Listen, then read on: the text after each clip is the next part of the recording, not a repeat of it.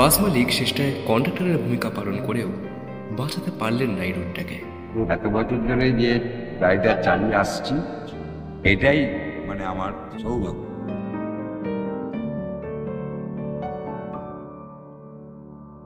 যতদিন পারবো চালাতে পারবো, যতদিন ততদিনই চালাবো, যখন পারবো না তখন ছেড়ে দিই।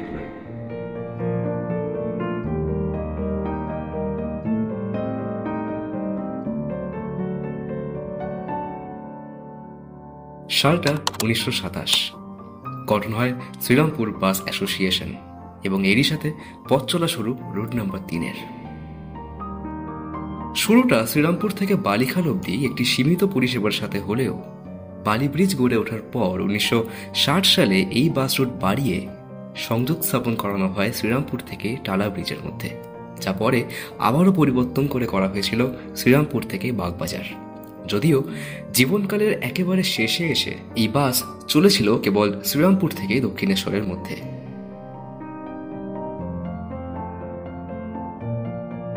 শুরুর দিকে টাটা মার্সিডিজ 312, মাঝে টাটা 1210 কিংবা 1510 এবং শেষটায় এসে টাটা 912-র মতন প্রভৃতি মডেলের বাস এই রুটে তাদের ভূমিকা পালন করে গেছে। একটা সময় প্রায় 69 থেকে 70টা বাস 3 নম্বর রুট বোর্ড লাগিয়ে এই রুটে দাপিয়ে বেরিয়েছে, তবে সেখান থেকে এসে ঠেকেছিল কেবল একটায়। তবে সময়ের সাথে আজ সেই গাড়ির চাকাও থামল। 98 বছর বয়সে হয়তো চিরতরে বন্ধ হয়ে গেল বাংলার অন্যতম পুরাতন এই বাস রুট। 3 নম্বর রুটের মতন অটো কিংবা টোটোর দৌড়াতে হারিয়েছে এরকম অনেক বাস রুট, তবে লাকিলি আমি আর আমার বন্ধু সুস্নত এই বাস রুটকে হারিয়ে ফেলার আগেই একটা শেষ রাইড নিতে সক্ষম হয়েছিলাম এই রুটের শেষ এবং একটি মাত্র বাসের সঙ্গে।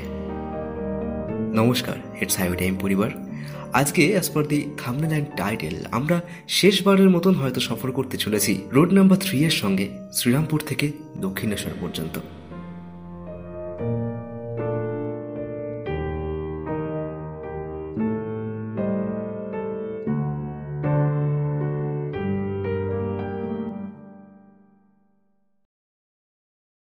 তো এই মুহূর্তে রয়েছেন আমাদের সাথে এই গাড়ির মালিক, 3 নম্বর রুটের লাস্ট যে গাড়ি সেই গাড়ির মালিক গোস্বামীবাবু।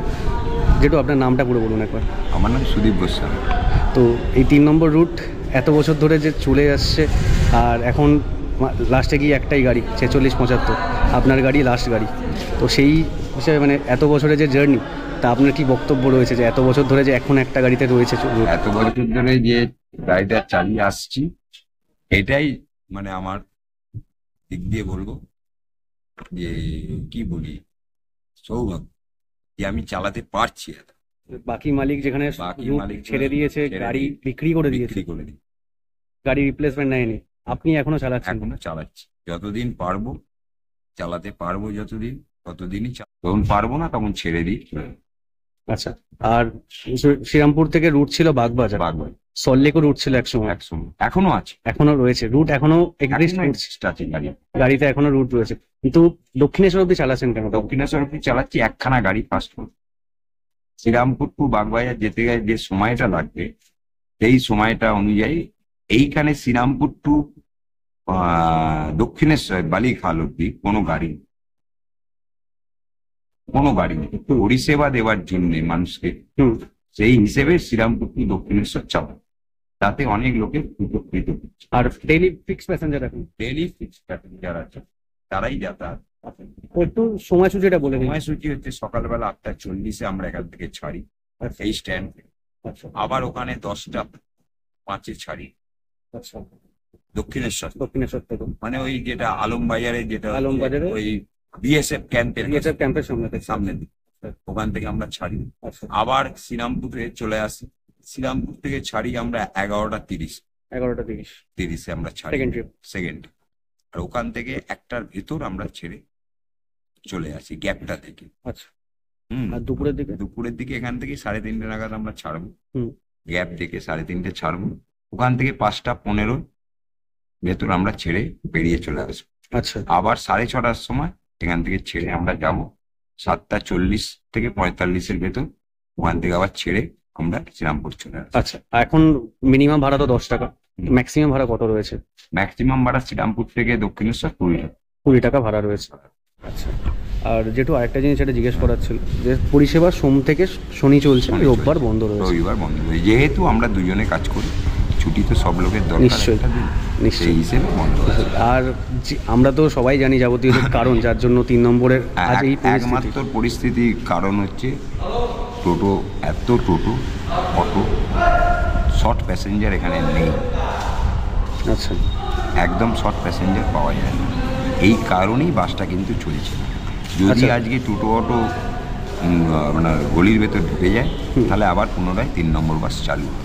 আচ্ছা, ওই যে 285 আপনাদের সাথে চলে, তো 285রও কি এরকম ফিউচার হতে পারে যদি জিজ্ঞেস করি? আমি সেটা বলতে পারবো না, ঠিক আছে, এটা কারোর কথা কোনো বলাটা ঠিক হবে না। বলা ঠিক হবে, নিশ্চয়।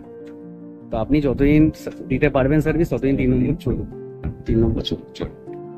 এই রুটের সঙ্গে যুক্ত থাকা শেষ কাটওয়ারির বাস চলেছিল 2019 সালে এবং শেষ অবধি রয়ে গেছিল WV15B 4675 রেজিস্ট্রেশন নাম্বারের এই টাটা 912 বাসটি। এনাকে বাইরে এবং ভেতর থেকে দেখতে কলকাতার সাধারণ যাত্রীবাহী বাসের মতন হলেও বর্তমান সময়ের একই মডেলের অন্যান্য বাসের থেকে এই বাসটি কিছুটা আলাদা, কারণ পুরনো সময়ের বাসের মতন এই গাড়িতেও রয়েছে দুটো করে দরজা, একটি সামনে এবং একটি রিয়ার অ্যাক্সেলের পেছনে।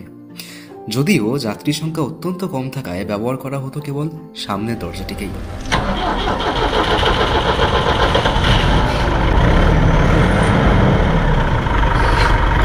এখন ঘড়িতে সময় বিকেল 3:10 এবং আমরা এখন প্রস্তুত শ্রীরামপুর থেকে দক্ষিণেশ্বরের উদ্দেশ্যে রওনা হওয়ার জন্য।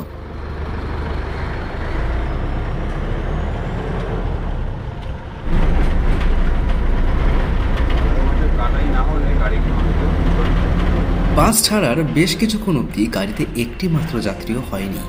প্রায় 10 মিনিট ধীর গতিতে এগোনোর পর 1-2 করে যাত্রীর দেখা মিলল।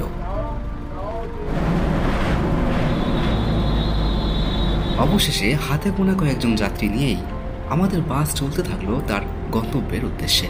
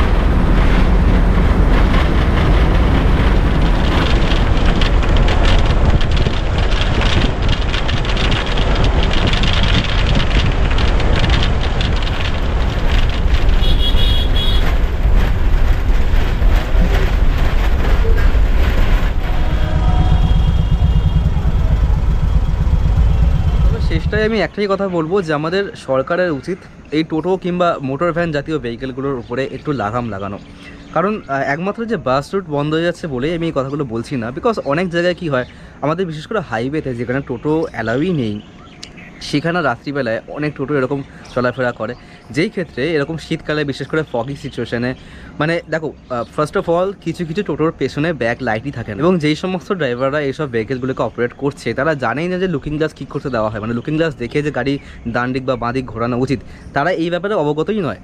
কাজেই এই বিষয়গুলো কিন্তু অন্যান্য ভেহিকেলের উপরে একটা সেফটির দিক থেকে কোয়েশ্চেন তুলে দাঁড় করিয়ে দেয়। কারণ রাত্রিবেলা যেখানে কোনো যদি ভেহিকেলের পেছনে ব্যাক লাইটই না থাকে আর সেই গাড়িটা যদি একটুখানি ছোট্ট মতো হয়, তো একটা বড় গাড়ির ড্রাইভার সেটাকে কীভাবে রাত্রিবেলা ফগি সিচুয়েশনে স্পট করবে? আমার মনে হয়, দেখো আমি একদম এটার বিরুদ্ধে নই, টোটো করে মানুষ খুবই কম ভাড়ায় লাইক এক জায়গা থেকে অন্য জায়গায় যেতে পারছে, এবং টোটো অপারেট করাটাও খুব ইজি, অ্যান্ড অনেক গরিব মানুষ বা অনেক মানে মানুষ কিন্তু এই টোটোর সাহায্যে তাদের জীবিকা এখানে নির্বাহ করছে।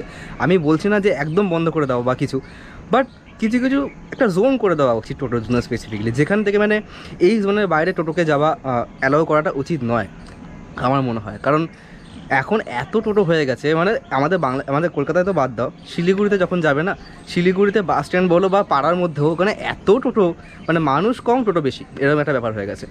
তো এই জিনিসটাকে আমার মনে হয় কোথাও না কোথাও যে সরকারের উচিত একটু এখানে মানে একটু রেস্ট্রিকশন এখানে করে দেওয়ার ব্যাপারগুলো। বাট আমার একটা আশা কোথাও না কোথাও আছে যে আগামী দিনে হয়তো আবারও রুট নাম্বার 3 আসতে পারে। তবে যাই হোক, are very special thanks to আমার বন্ধু সুস্মিতা মণ্ডলকে, যার ক্রেডিটেই আজকে এই ভিডিওটা আমি এখানে বানাচ্ছি বা যার জন্যই আমি এই বাসটায় রাইড নিতে গেছিলাম। সে যদি আমাকে এখানে এনকারেজ না করতো, আমি হয়তো এই বাসটায় রাইড নিতে এখানে যেতামই না, আর এই ভিডিওটাও হয়তো এখানে বানাতে পারতাম না। এই ভিডিওতে দেওয়া সমস্ত ইনফরমেশন, সমস্ত কিছু ছবি টবি সব ওই আমাকে জোগাড় করে দিয়েছে। তো পুরো এই ভিডিওর মেন ক্রেডিট ওরই, আমি জাস্ট এখানে এই ভিডিওটা বানাচ্ছি অ্যান্ড এডিট করছি, দ্যাটস ইট। আমি ওর চ্যানেলের লিঙ্ক এই ভিডিওর ডেসক্রিপশন বক্সে দিয়ে দিলাম, তো তোমরা চাইলে সেটা গিয়ে ভিজিট করতে পারো। তাহলে বাকি আজকের গল্প এই অবধি থাক, দেখা হবে তোমাদের সঙ্গে তাহলে পরের ভিডিওতে। ততক্ষণের জন্য যখনই রাইড করবে হেলমেট এবং ড্রাইভ করবার সময় সিট বেল্ট অত্যন্ত জরুরি একটা জিনিস। তাহলে তোমাদের সঙ্গে দেখা হবে পরের ভিডিওতে, ততক্ষণের জন্য বাই।